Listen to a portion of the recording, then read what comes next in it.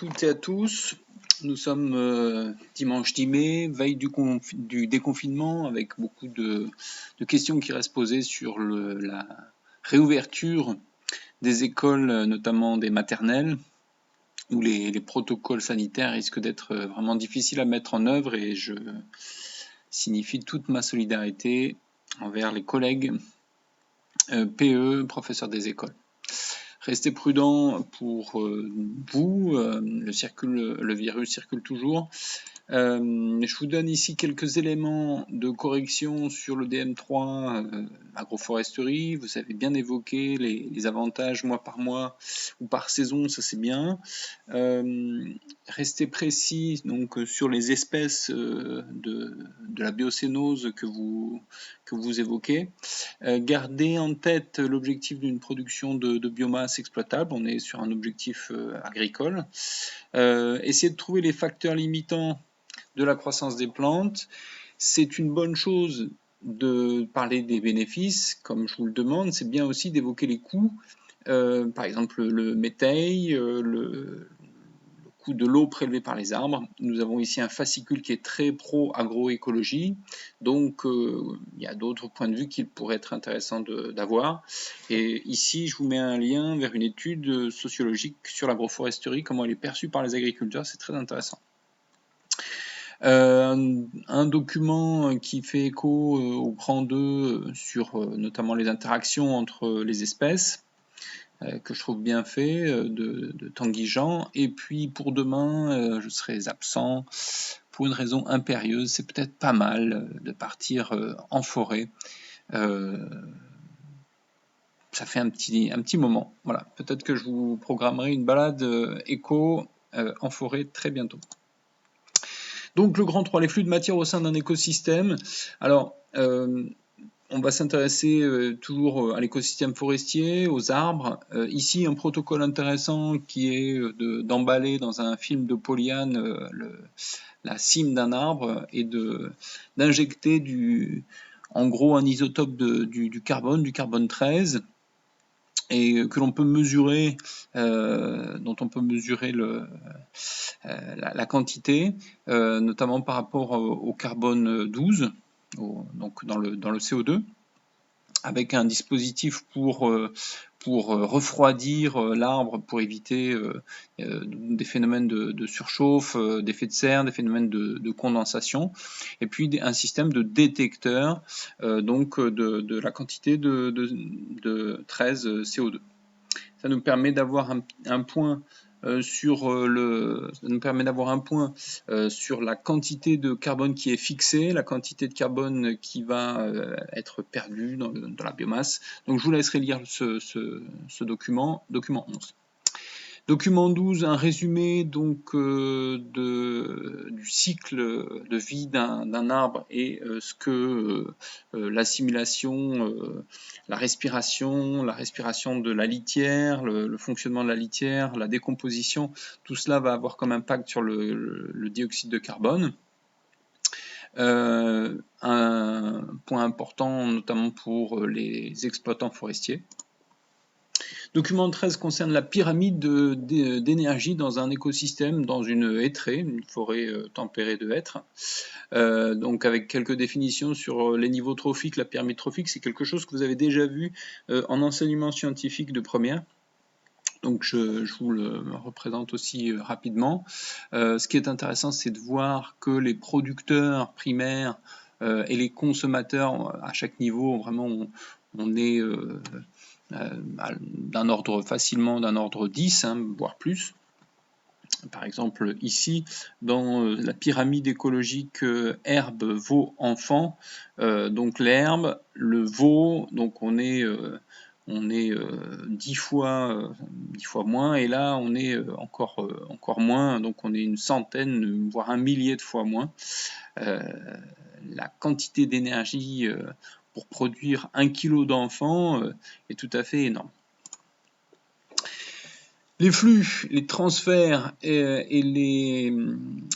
au sein des réseaux trophiques, là on va s'intéresser principalement aux producteurs primaires, les autotrophes qui font la photosynthèse et aux producteurs secondaires.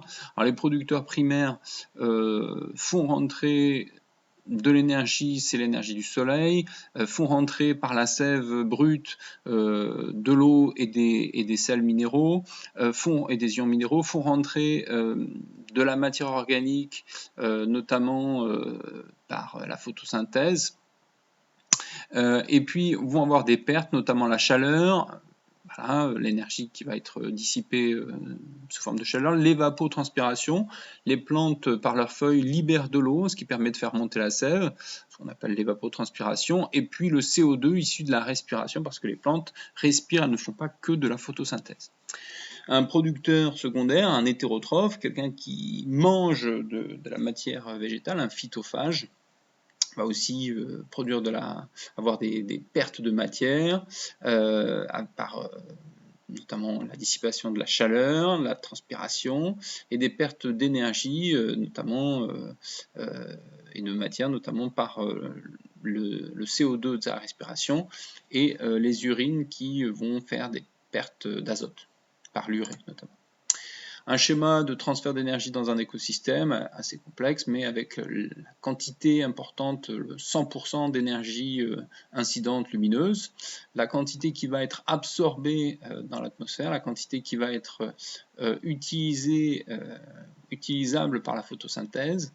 Cette quantité va en partie être réfléchie, cette énergie va en partie être réfléchie. Donc sur les 100% des 20% qui sont là, on a pas loin de 1% de production primaire nette, c'est-à-dire que c'est vraiment très très faible la quantité de carbone, la quantité d'énergie qui est fixée par la plante.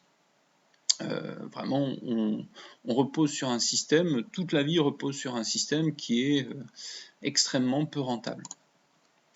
Même chose ici, transfert et perte d'énergie dans un écosystème, avec quelques points sur l'énergie ingérée, l'énergie assimilée, non assimilée, l'énergie perdue par le métabolisme de la respiration, métabolisme d'excrétion urinaire, la production secondaire, etc. Quelques définitions de rendement énergétique, ça ce n'est pas à apprendre. Le rôle des décomposeurs dans l'écosystème, ça c'est très important. La matière organique qui provient de la mort des êtres vivants est à la base du fonctionnement du réseau trophique du sol, du réseau alimentaire qui se situe dans le sol, avec de très très nombreux êtres vivants que vous avez vu évoquer en second, les décomposeurs, les détritivores, qui se nourrissent de matière morte et qui minéralisent donc cette matière. Enfin, on peut voir les choses avec recul et voir tous ces mécanismes dans les cycles biogéochimiques, les cycles de la matière globaux, notamment le cycle du carbone, le plus important. Mais on a aussi le cycle de l'azote, le cycle de l'oxygène, le cycle d'hydrogène et de l'eau. Voilà, donc je vous présente ici un schéma qui montre le cycle court du carbone, d'après le bouquin de Pécrus.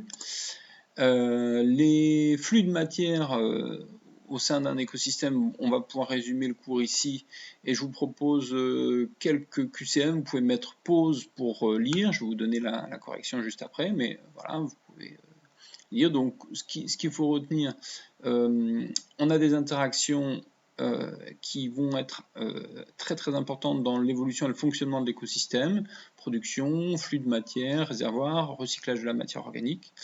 On a des êtres vivants qui vont faciliter ces flux de matière, notamment par des relations, je vous disais, d'alimentation, mais évidemment aussi les relations au sein des plantes de l'absorption racinaire, de la photosynthèse.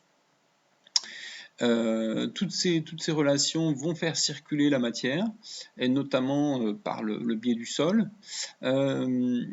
Et donc on va pouvoir les intégrer également dans les cycles biogéochimiques, et vous comprendre un petit peu comment cette matière circule à l'intérieur de l'écosystème.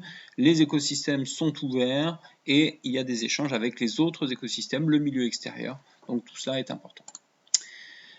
Producteur primaire, c'est un organisme photosynthétique. Un producteur primaire, la production primaire brute, c'est la masse totale de matière organique produite par la photosynthèse. Un organisme herbivore, c'est un consommateur primaire.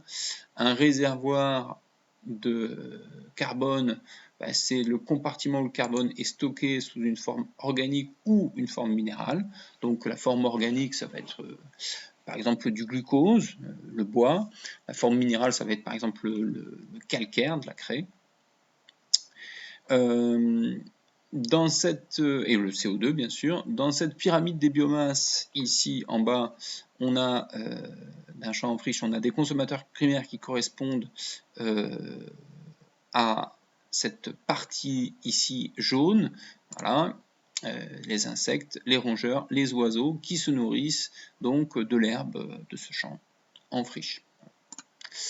Au niveau des compétences, traduire un texte par un schéma, donc un schéma du cycle du carbone, un schéma un peu plus complexe que cela, je vous laisserai y jeter un coup d'œil. Vous pouvez faire ce DM4 ou au choix le DM4', concevoir une stratégie expérimentale pour mettre en évidence le flux de carbone entre le sol et l'atmosphère.